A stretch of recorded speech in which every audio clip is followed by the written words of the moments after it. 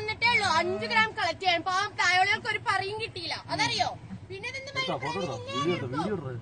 ഫോണിൽ തായോളി എടുത്തിട്ടുണ്ട്, പട്ടിപ്പൂരി ഒക്കെ എടുത്തിട്ടുണ്ട്. ഏത് ഈ തായോളി എടുത്തിട്ടുണ്ട്, ബാക്കി ഞാൻ നോക്കിക്കോളാം. ഓക്കെ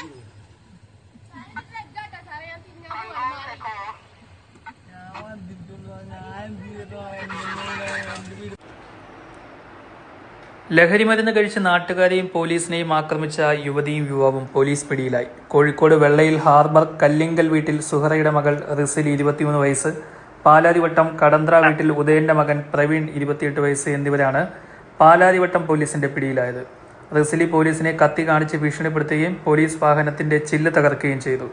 വ്യാഴാഴ്ച പുലർച്ചെ 12:30 മണിയോടെ പാലാരിവട്ടം സംസ്കാര ജംഗ്ഷനിൽ യുവാവും യുവതിയും വഴിയാത്രക്കാരെ കത്തി കാട്ടി ഭീഷണിപ്പെടുത്തുന്നു എന്ന വിവരമറിഞ്ഞാണ് പാലാരിവട്ടം SI മിഥുനും സംഘവും സ്ഥലത്തെത്തുന്നത്. ഈ സമയം നാട്ടുകാരെയെല്ലാം മുൾമുനയിൽ നിർത്തി താണ്ഡവമാടുകയായിരുന്നു യുവതിയും യുവാവും. പോലീസ് ഏറെ പണിപ്പെട്ട് പ്രവീണിനെ കീഴടക്കി. ഈ സമയം വനിതാ പോലീസ് ഇല്ലാതിരുന്നതിനാൽ റിസിലിയെ പിടികൂടാൻ പോലീസിന് കഴിഞ്ഞില്ല. പ്രവീണിനെ പോലീസ് സംഘം ജീപ്പിനുള്ളിൽ കയറ്റിയതോടെ റിസിലി ആക്രോശവുമായി പോലീസിന് നേരെ പാഞ്ഞെടുത്തു. ഇറക്കി വിടടാ എന്ന് പറഞ്ഞ അസഭ്യ വാക്കുകളുമായി വാഹനത്തിലടിക്കുകയും പോലീസിനെ കയ്യേറ്റം ചെയ്യാനും ശ്രമിച്ചു.